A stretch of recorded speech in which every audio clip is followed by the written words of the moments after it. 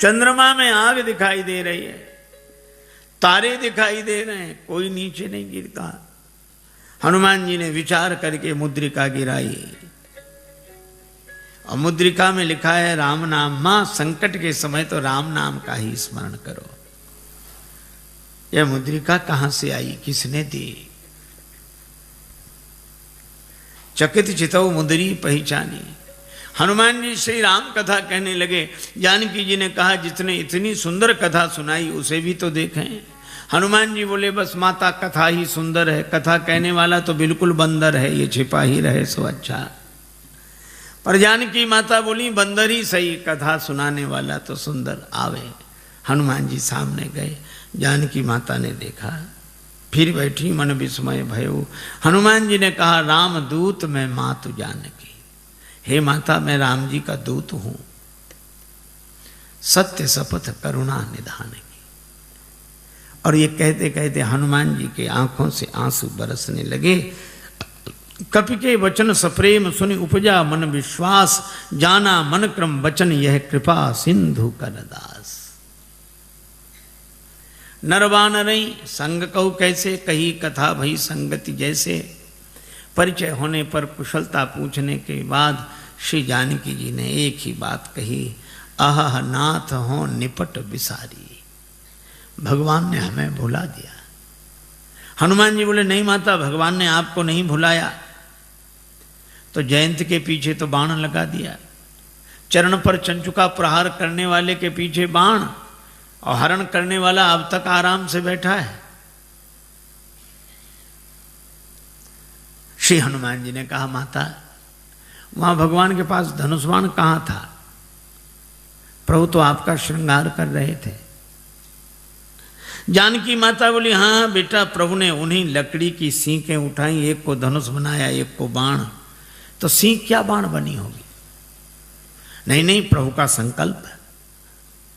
तो मां औरों को तो सींक ही दिख रही होगी, बाण है ये तो पता आपको होगा। हाँ, तो हनुमान जी बोले ऐसा भी तो हो सकता है कि हरण करने वाले रावण के पीछे किसी और रूप में बाण को लगा दिया हो। और रूप में? किस रूप में? हनुमान जी ने कहा कि माता सामने देखो, ये वानर के रूप में राम जी का बाण ही है। जिम अमोघ रघुपति कर बाना, एही भांति चले हनुमाना। ये बाण है। धनुज वन कृशानुम, रघुपति बाण कृशान, श्री हनुमान जी कहते हैं। जननी हृदय धीर धरु जरे निशाचर जान, ये राम जी का बाण है। सिंह के रूप में जयंत के पीछे बाण लगाया और बानर के रूप में रावण के पीछे बाण को लगा दिया। बेटा हनुमान अच्छा किया कि तुमने हमें बता दिया, तुम न बताते तो मैं कैसे जानते। हनुमान जी ने कहा कि माता मैं भला आपको बताऊंगा, आपको स्वयं पता लग गया। और आपने रावण से कह भी दिया। जब रावण ने कृपाण उठाई तो आपको लगा क्या मैं यहां बिल्कुल अकेली हूं? तो जैसे ही आपने सोचा तो आपको पता लग गया कि हनुमान यहां है। तो आपने रावण से भी कहा अस मन समुझ कहत जान की, खल सुधि नहीं रघुवीर बाण की। अरे खल, तुझे राम जी के बाण की खबर नहीं है। अगर अंतर कथाओं का सहारा न लिया जाए तो राम जी के बाण के रूप में तो यहां अर्थ श्री हनुमान जी का ही ध्वनित होता है।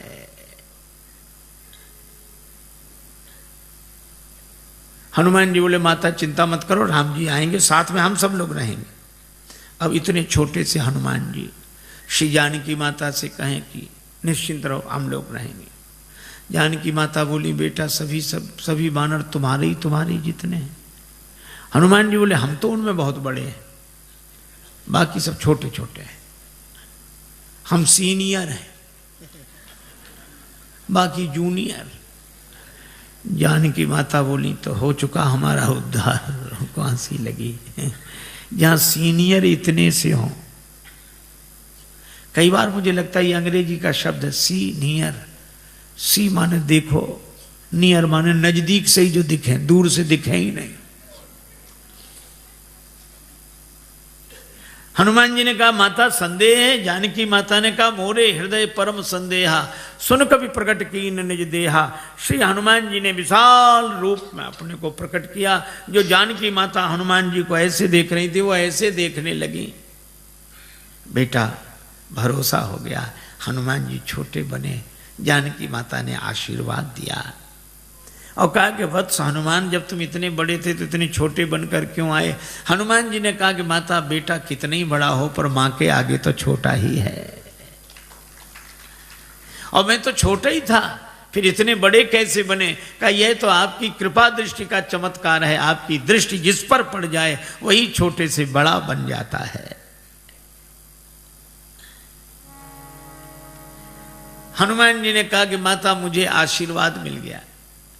अभी तक मैं राम जी का दूत था, लेकिन अब सीता राम जी का पूत हूं। आपने आशीर्वाद दिया, पर मेरी माता, मेरा आज जन्म हो गया है। जानकी माता बोली मुझे भी तुम्हारे जैसा बेटा मिल गया। श्री हनुमान जी ने कहा माता जन्म लेते ही मेरी एक आदत है, बड़े जोर की भूख लगती है। अंजनी माता के गर्भ से जन्म हुआ, जन्मते जगी जठर की ज्वाल गगन में मारी, एक उछाल कृषे रवि बाल जान फल लाल, आपकी जय हो जय हो जय हो। श्री हनुमान जी ने सूर्य भगवान कोई फल समझ के मुख में रख लिया। बाद में देवताओं ने प्रार्थना की तो छाण दियो रवि कष्ट निवार।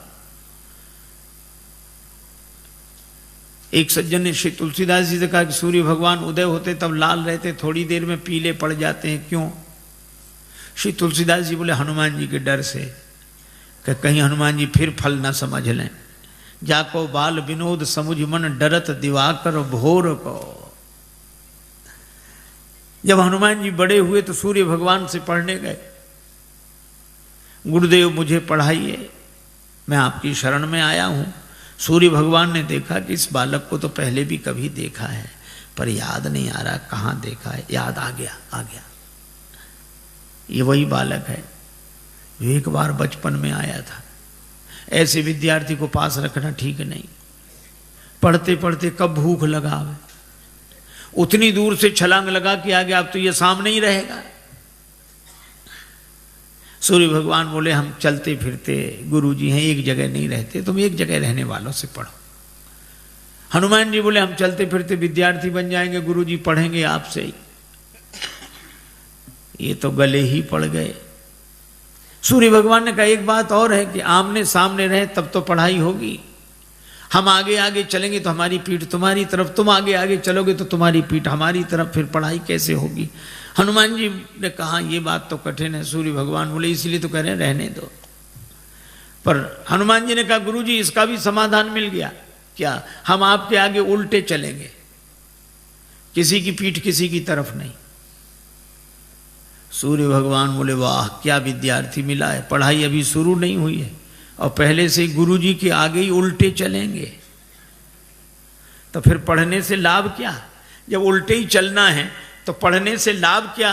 हनुमान जी बोले गुरुदेव अगर उलट कर नहीं चले, जिंदगी नहीं बदली, तो भी पढ़ने से लाभ क्या?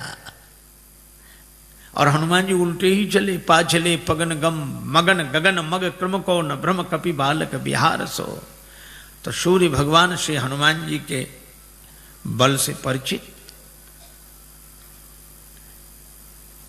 कुछ लोग कहते हैं कि हनुमान ठुड्डी टेढ़ी पड़ गई इंद्र के वज्र की चोट से, पर तुलसीदास जी कहते हैं नहीं नहीं, इंद्र के वज्र की चोट हनुमान जी की ठुड्डी को नहीं लगी, हनुमान जी की ठुड्डी की चोट इंद्र के वज्र को लगी। जाकी चिबुक चोट चूरन की रदमद कुलिस कठोर को। ऐसे वीर बजरंगबली ने कहा माता भूख लगी है, तो आज क्या विचार है? फल सामने ही है। लागी देख सुंदर फल रूखा, रावण की वाटिका का उसका हमें डर नहीं, आप तो सुख पूर्वक आशीर्वाद दो।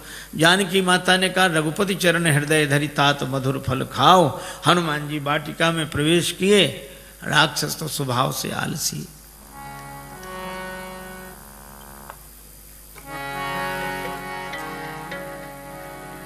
चले ऊनाई सिर पैठे बागा, चले ऊनाई सिर पैठे चले उनाए सिर बैठे, बागा चले उनाए सिर बैठे। फल खायसी तरु तोरे लागा, सिर पे नाद चले उनाए सिर बैठे,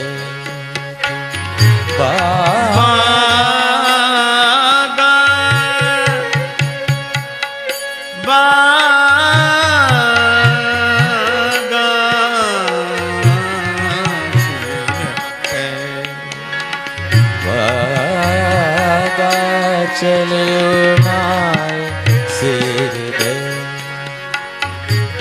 हनुमान जी ने बगीचे में प्रवेश किया, राक्षसों ने देखा बंदर आया, बंदर बंदर बंदर। दूसरा राक्षस वाले आते रहते हैं ऐसे बंदर, स्वभाव से ही आलसी। हनुमान जी ने कहा आए नहीं तो फल खाए। अरे बंदर फल खाए जा रहा, अरे फल खाएगा 2 4 10 क्या। हनुमान जी ने तब पेड़ उखाड़ने शुरू किए, तरु तोड़ने लगा। अब पेड़ उखड़, अब इनको होश आया कि रावण को क्या जवाब देंगे, पेड़ ही गायब। क्या कर रहे हो? हनुमान जी ने कहा तुम्हारी प्रतीक्षा, आओ।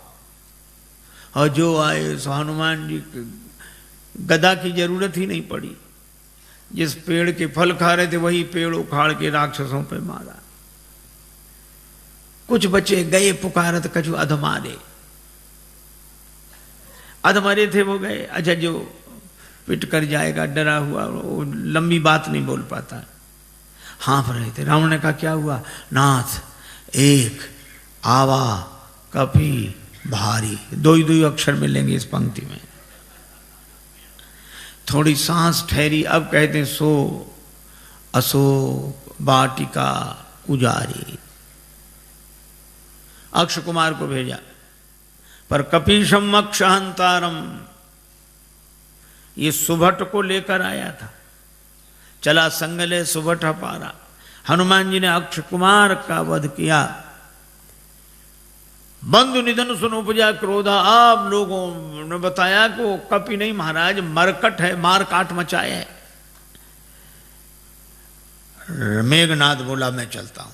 अब रहे महाभट्टता की संगा, भट्ट सुभट महाभट्ट, पर धन्य हमारे बजरंग बली, सबको भटाभट कर दिया, एक नहीं बचा।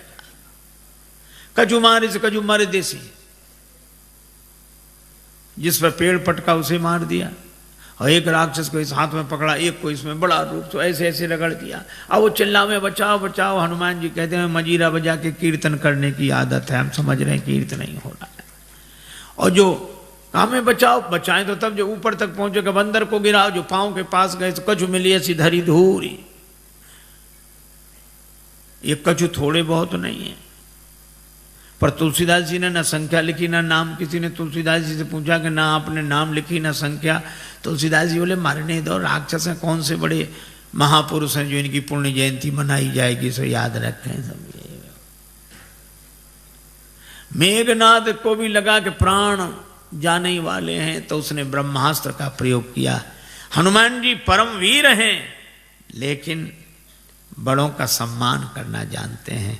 ब्रह्मास्त्र में बंध गए। मेघनाद लेकर आया। रावण ने कहा कौन है तू?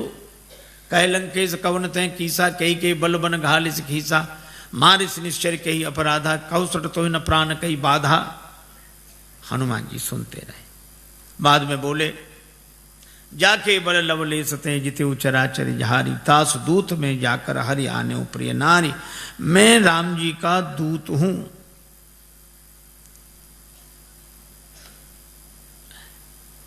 विनती करता हूं, विनती करो जोरी कर रावण सुनो मान तज मोर सिखावन। पर रावण ने उस विनती को सुना नहीं। बोला मुझे समझा रहे, मुझे समझाने का फल जानते हो? हनुमान जी ने कहा कि हाँ फल तो जानते हैं। क्या फल है? हमारे यहाँ सम्मान होता है उपदेश देने वालों का।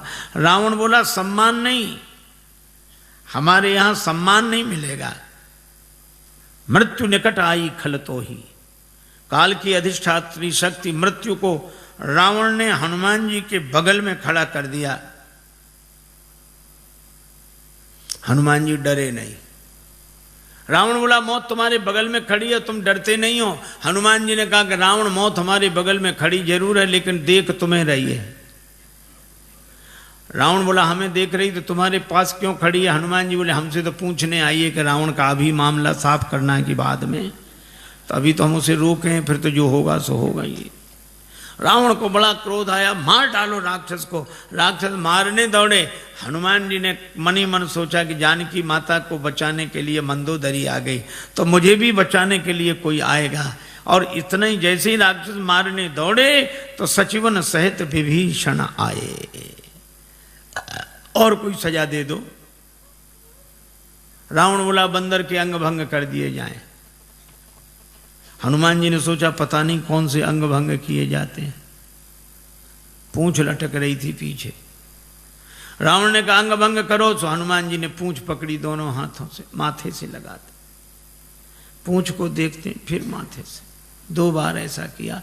रावण बोला समझ गया समझ गया, कपि के ममता पूंछ पर, इसकी ममता पूंछ पर है, सबई कहो समझाए। हनुमान जी ने सोचा कहीं ऐसा ना हो रावण ये कह दे कि एक तलवार मंगाए के पूंछ देहु कटवाए। सरस्वती माता की ऐसी कृपा हुई। रावण बोला तेल बोरी पट बांध पुनि पावक देहु लगाए, बचन सुनत कभी मन मुस्काना, भई सहाय सारद में जाना। राक्षसों ने वही रचना की। तेल तो खत्म, घी खत्म।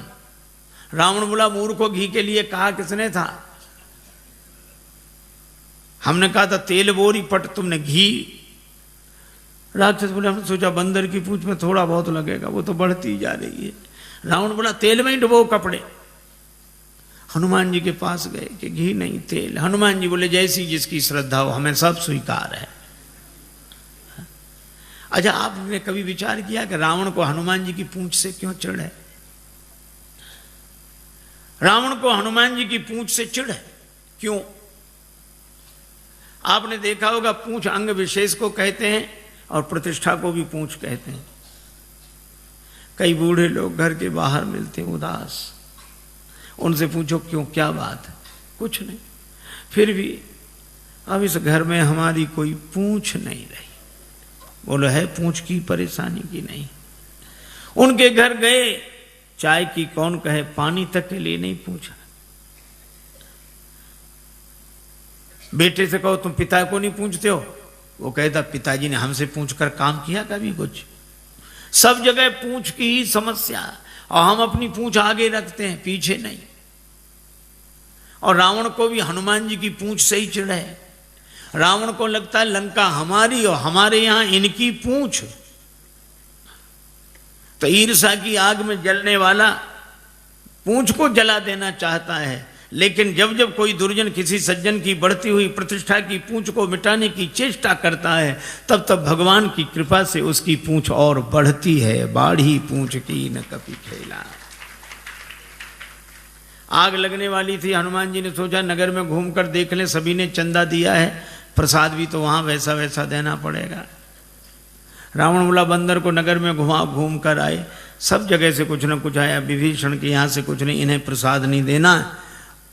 आग लगी, हनुमान जी को पता ही नहीं लगा। देखा कि आग लगी, पावक जरत देखिए हनुमंता, भय परम लघु रूप, तुरंत छोटे बन गए और ब्रह्मास्त्र से निकल आए। पर बड़ा विशाल रूप बनाया, बालधी विशाल विकराल ज्वाल जाल मानो, लंक लीलवे को काल रसना पसारी है। चारों तरफ आग, ऐसी आग लगाई। पूंछ तो पहले से ही लंबी, जैसे बगीचे में बैठकर आदमी पाइप से पानी देता, यहां वहां वहां। हनुमान जी ने ऐसे आग लगाई चारों तरफ। रावण ने बड़ी कोशिश की, बादलों से कहा बरसो। बादल बोले जो आ गया। उसी समय हवा इतनी तेज चली कि पानी बरसे, बादल बरसे लंका में, और पानी गिरे 2 किलोमीटर दूर उधर जाके जहां आग नहीं थी। रावण ने प्रलय के बादल बुलाए, प्रलय पयोधि बोले, वो भी नहीं बुझा सके। राम रोष पावक सो जरई, लंका जलकर राख हो गई। और हनुमान जी जानकी माता के पास पूंछ बुझाकर छोटा रूप बनाकर, जानकी माता ने कहा, वत्स मुझे तो बड़ा डर हो रहा था, लंका जल गई, तुम्हारी पूंछ का बाल भी नहीं जला। क्यों? हनुमान जी ने कहा कि माता, लंक जला के जली भी नहीं, हनुमंत विचित्र है पूंछ तुम्हारी। जानकी माता कहती हैं, लंक जला के जली भी नहीं, हनुमंत विचित्र है पूंछ तुम्हारी। कौन सा जादू राजेश भरा, हंसी पूछती हैं मिथिलेश दुलारी।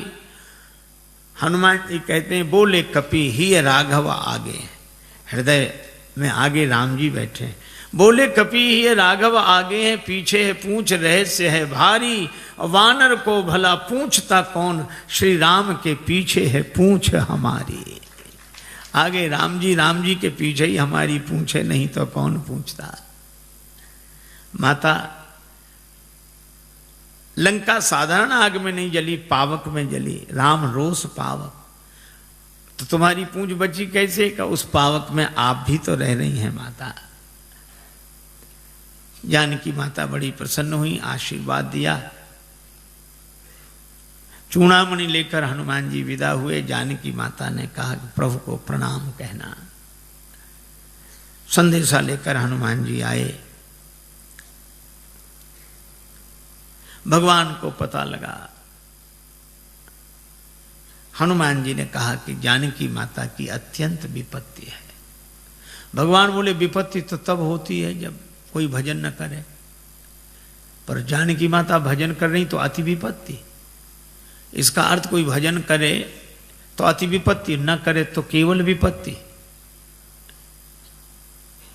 हनुमान जी ने कहा, हाँ प्रभु। कहा कैसे?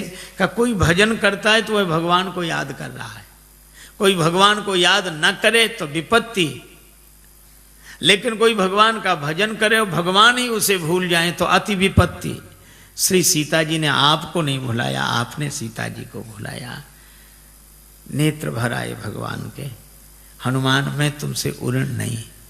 हनुमान जी चरणों में गिर गए। भगवान उठाना चाहते हैं, हनुमान जी उठना नहीं चाहते। प्रभु मैं बालक हो गया, जानकी माता के यहाँ जाकर, अब बालक की मर्जी, उसे उठना होगा उठेगा, नहीं उठना होगा तो नहीं उठेगा। उठो उठो हनुमान, हम भी तुम्हें हृदय से लगा लें। हनुमान जी बोले, चरणों में अच्छे मिलेंगे तो आधी जिम्मेवारी हमारी, आधी आपकी, और जो आपके चरणों में गिर जाता है उसकी पूरी जिम्मेवारी आपकी। भगवान हनुमान जी को उठाकर हृदय से लगाते हैं। वानर वाहिनी के संग प्रस्थान करके समुद्र किनारे आए। पुल बनना है। विभीषण जी कहते, महाराज समुद्र से विनती करो। लक्ष्मण जी कहते, सुखा डालो। भगवान ने कहा, ऐसे ही करो। 3 दिन विनती की, नहीं माना। लक्ष्मण धनुष बाण लाओ, और समुद्र विप्र रूप में सामने आया। महाराज क्षमा करें।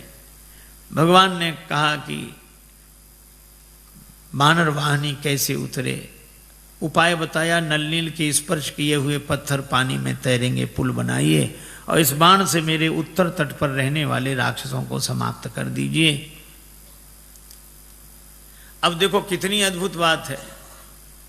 कोई न डूब रहा, उसके गले में पत्थर बांध दो तो जल्दी डूब जाता है, और पत्थर को कितनी भी ऊंचाई तक फेंको पर आएगा नीचे। ये पत्थर मानो कर्म का स्वरूप है। कर्म कितना ही ऊंचा करो, अंत में नीचे लाएगा।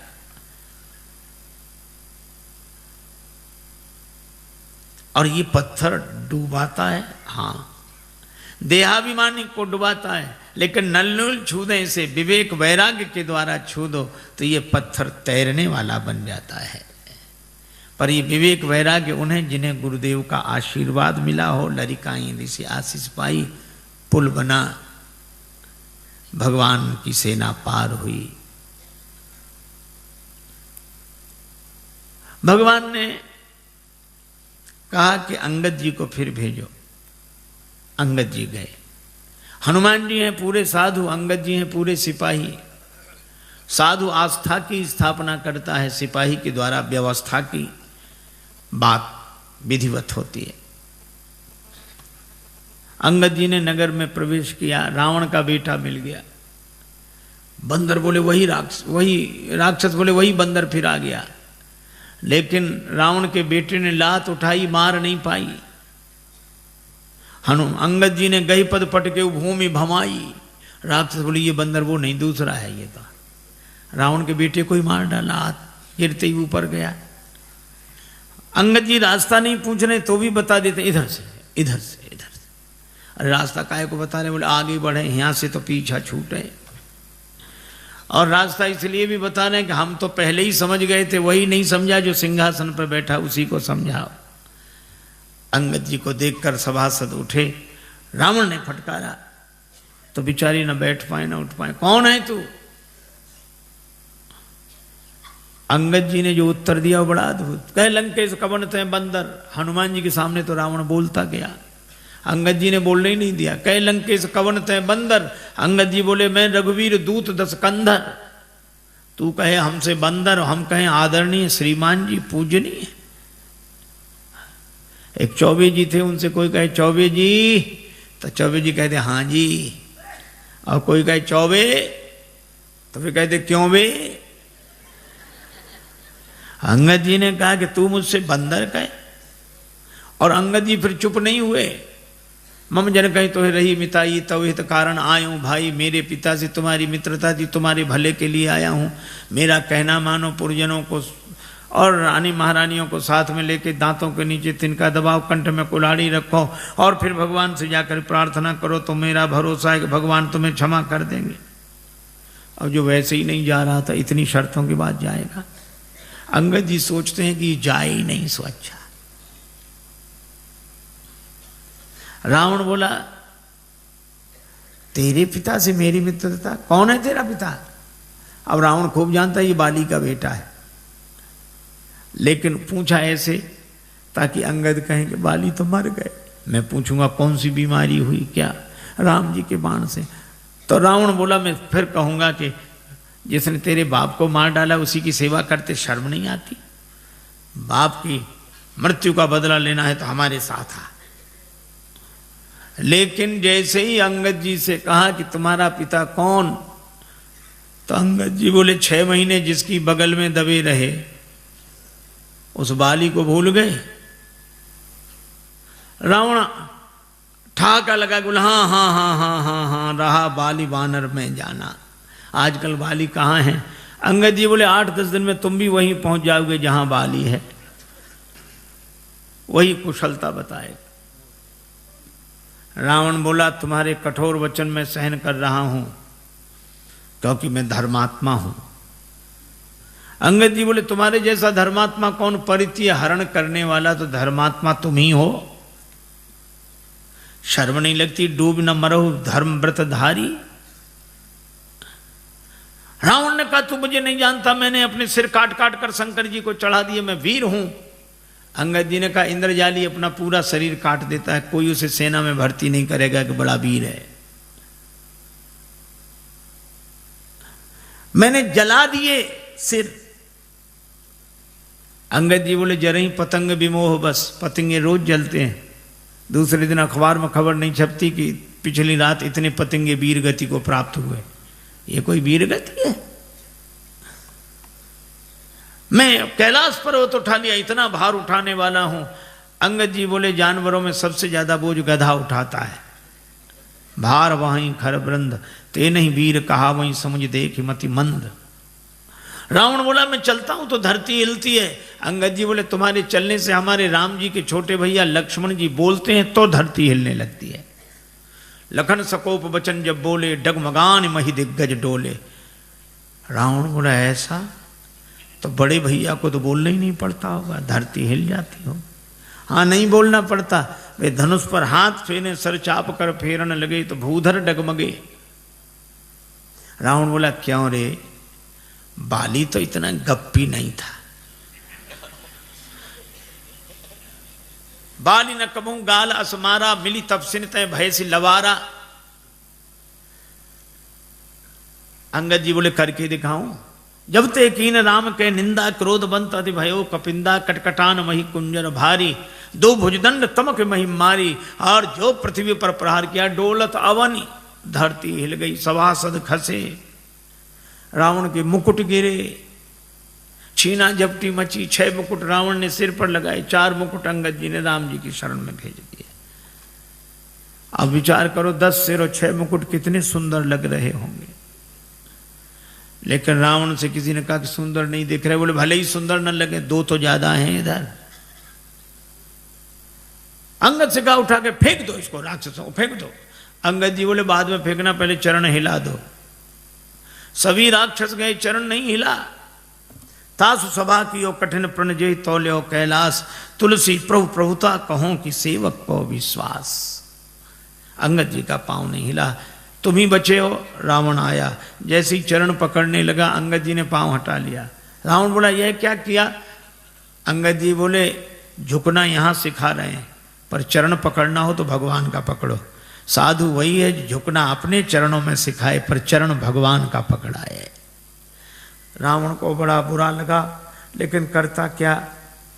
अंगद जी आए, राम जी से कहा कि युद्ध अवश्यम भावी है। दूसरे दिन से युद्ध आरंभ हुआ।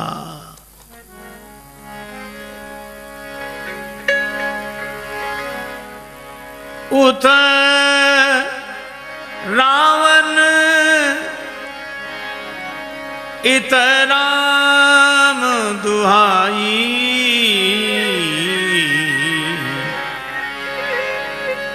जयति जयति कर परी लड़ाई।